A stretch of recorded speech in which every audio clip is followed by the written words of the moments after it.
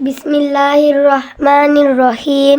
হে সমস্ত জগতবাসী, আজ আমি সানজুর আলী নূর চিস্তি আপনাদের সামনে কিছু আলোচনা নিয়ে আসলাম।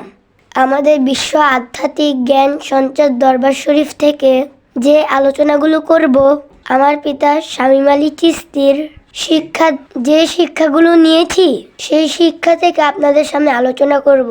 হে সমস্ত জগতবাসী, অবশ্যই আমার আলোচনাটি খেয়াল করে শুনবেন। যদি মারেফতের আলোচনা করি, তাহলে এই রমজান মাসের যে রোজাগুলো মানুষের রাখছে, শরীয়তের রোজা কি, তরিকতের রোজা কি, হাকিকতের রোজা কি, তাহলে আমরা যদি শরীয়তের রোজা মানি, তাহলে সেই সেহরি খেয়ে সন্ধ্যার সময় আবার ইফতার করি। এই হলো শরীয়তের রোজা। আরও একটি রোজা হলো তরিকতের রোজা। যার যার মুর্শিদ যাহা নিষেধ করবে, সেই নিষেধ যদি কেউ মানতে পারে, তাহলে সারা জীবনই একটি রোজা। আর এই রোজার ইফতার কখন হবে? এই রোজার ইফতার হবে এক সময়, যেদিন মুর্শিদের রূপ মিশাইয়া সেই নিরঞ্জন নামের খোদাকে দেখে নেওয়া। সুবহানাল্লাহ। হে সমস্ত জগতবাসী, আপনারা কি আমার কথা বুঝতে পেরেছেন? আমার পিতা শামীম আলী চিস্তি, তিনি যেই কথাগুলো আমাদেরকে বলেন, আমাদের অনেক কষ্ট হয় বুঝতে। আপনাদের কি কষ্ট হচ্ছে কি না? আশা করি কষ্ট হচ্ছে না, কারণ আপনারাও তো জ্ঞানী। তাহলে জ্ঞানীরাই তো জ্ঞানীদেরকে মূল্যায়ন করে।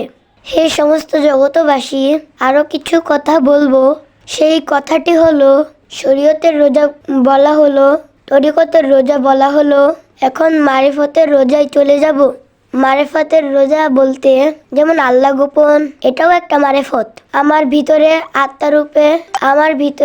আত্মারূপে সাই নিরঞ্জন, তিনিও কিন্তু আমার আত্মারূপে বিরাজমান করছেন। কোনো একদিন যদি সেই নিরঞ্জন আমাকে কোনো কিছু হুকুম করে, সেই হুকুম আমি নিজে নিজে মানতে পারবো না, তখন এখানে কি করতে হবে? তখনই আমার মুর্শিদের সাথে বোঝাপড়া করতে হবে, যে এই জিনিসগুলো বলতে হবে। স্বরূপে সাই নিরঞ্জন, হে আপনি আমার মুর্শিদ জন। তো মুর্শিদের হুকুম ছাড়া যদি আমি নিরঞ্জনের কথা মানতে চাই, তাহলে কিন্তু আমি নিরঞ্জনের কথা বুঝবো না, তখন কিন্তু আমার ভুল হয়ে যাবে। তাই বলতে চাই, আমি একজন বাচ্চা মানুষ। আমি বাচ্চা মানুষ হলে কি হবে? আমার পিতা তো আমাকে গভীর শিক্ষার কথা বলেছেন, তাই আমি বলতেছি। শেষে আমি এতটুকুই বলবো, সেই নিরঞ্জনের কথায় আপনি কোনো কাজ করতে পারবেন না, কিংবা আমিও পারবো না। সেই জিনিসটি মুর্শিদের কাছে শেয়ার করলে তিনি সেই কঠিন কথাগুলোকে আমাকে সহজ করে তুলে ধরবে। তখন সেখানে একটি রোজার বিষয় আছে। সেই রোজা যদি আমরা করতে পারি, ইহকাল পরকাল আমাদের আর ভয় নেই। সেই ব্যক্তিটি আল্লাহর বন্ধুত্ব অর্জন করে ফেলে। বন্ধু কিন্তু আর বন্ধুর বিচার করবে না। আর যদি বন্ধুর বিচারই না করে, তাহলে আমাদের সাধন সিদ্ধ লাভ করা হলো। হে সমস্ত জগতবাসী, আজকের এই আলোচনা কি আপনাদের কাছে ভালো লাগলো? যদি ভালো লেগে থাকে আলহামদুলিল্লাহ। তবে এতটুকুই বলে রাখবো যে আমি 3টি প্রকারের রোজা ধরে রেখেছি। শরীয়তের রোজা, সারাদিন উপবাস, তরিকতের রোজা, মুর্শিদ যে কথাগুলো বলবে সেগুলো মেনে চলা। সেগুলো মানতে গিয়া অনেক উপবাস করতে হয়েছে। সেই উপবাসগুলো কি? জীবনে মিথ্যা না বলা।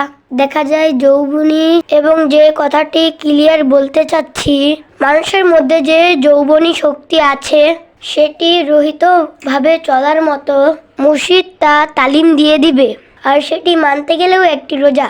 যদি আমার এই কথাগুলো আপনাদের ভালো লাগে, অবশ্যই আমরা সকলে মানার চেষ্টা করব। আমাদের বিশ্ব আধ্যাত্মিক জ্ঞান সঞ্চার দরবার শরীফে আপনাদের দাওয়াত। অবশ্যই আসলে সামনাসামনি আপনাদের সাথে কিছু কথা বলবো, এবং আপনাদেরকে দেখবো, আমাকেও দেখবেন। অবশ্যই